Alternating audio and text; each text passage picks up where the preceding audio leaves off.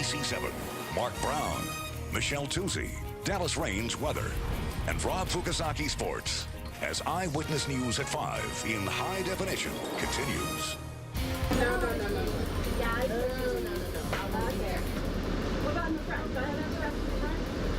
MTA under fire once again. Our hidden cameras catch MTA drivers not stopping for wheelchair riders, refusing to strap in disabled passengers, even when an MTA supervisor is on board. Hello, I'm Mark Brown. I'm Michelle Tuzzi. Since our undercover investigation first aired back in May, the LA County MTA has taken steps to improve the situation for disabled riders aboard their buses. In part because they were ordered to do so by LA County supervisors who saw our exclusive investigation.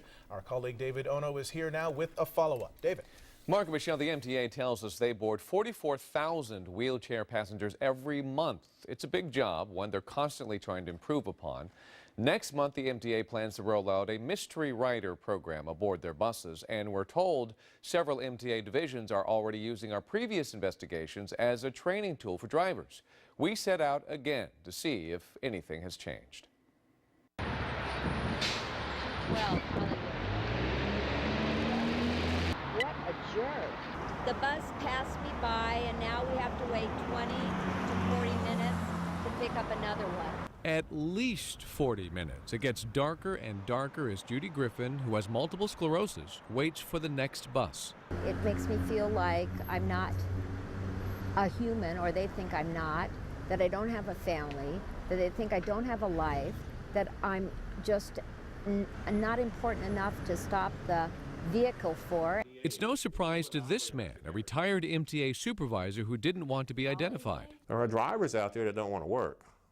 They want to just say, I made it on time ago. I don't have time for this. No, you don't have time for it. Bob, as we'll call him, spent 30 years with the MTA and says bus schedules do not allow for the extra time it may take to secure a wheelchair rider.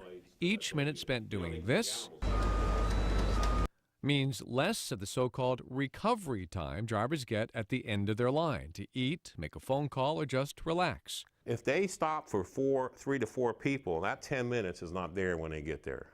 We heard it over and over again. MTA drivers passing by wheelchair riders waiting for the bus.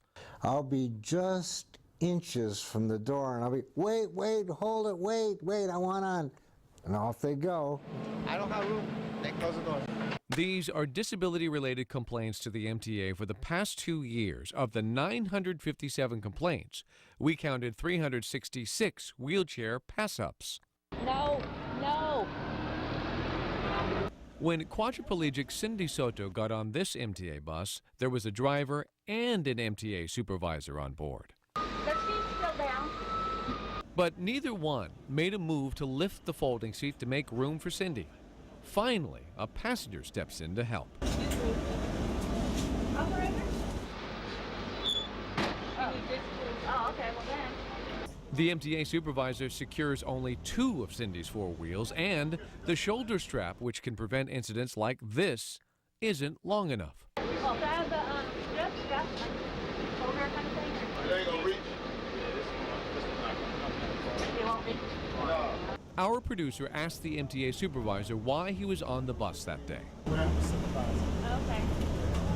I do accident prevention. I'm just out here riding the bus. Just trying to keep this one moving. And even with an MTA supervisor on board, when Cindy asked the driver to kneel or lower the bus to make it easier for her to exit, he refuses. Did you kneel the bus? Did you kneel the bus? Did you kneel it? Kneel the bus? No, it's okay. Once again, that is a violation of MTA policy. He said he was a safety supervisor. And when I asked for the straps, when I asked for the shoulder strap, he said, oh, well, it's broken. The MTA's own rules require drivers to board wheelchair passengers first. But we watched as the driver of this MTA bus allowed at least 10 able-bodied passengers to board before another passenger intervened. Are you going to get on? Yeah. You got a wheelchair. I hope so. Have a wheelchair. Thank you, sir. You're welcome. Once on board, the driver had problems with the securement equipment. See, it's not going to... Knock it up. Is it too short? It's short. An implied she doesn't usually secure wheelchair riders. I'm worried about money in daytime. I guess so. And outright refused to secure the shoulder strap around Cindy. No. Guys, no. Out there. What about in the front? Do I have that strap in the front? Once off that bus, there was yet another obstacle for Cindy. Oh my God! Look at that sidewalk. A sidewalk so broken up, she can't get to the connecting bus stop. There's no way. I don't care how good you are at wheeling. There's no way anybody can use this bus stop. It's impossible. Cindy has to wheel herself into the busy street to get to the next bus stop. Now, we should point out it is the city's responsibility to fix those sidewalks, not the MTA. Meanwhile, the MTA is now installing turnstile-type fare gates at many LA rail stations, and that means riders need to swipe a Metro tap card to get in. Unfortunately, that means disabled people like Cindy who do not have the use of their hands will not be able to ride unless they have a personal assistant along with them. The MTA's Accessibility Advisory Committee is looking for a way to fix that situation. Michelle, back to you. David, thanks very much. A message from Governor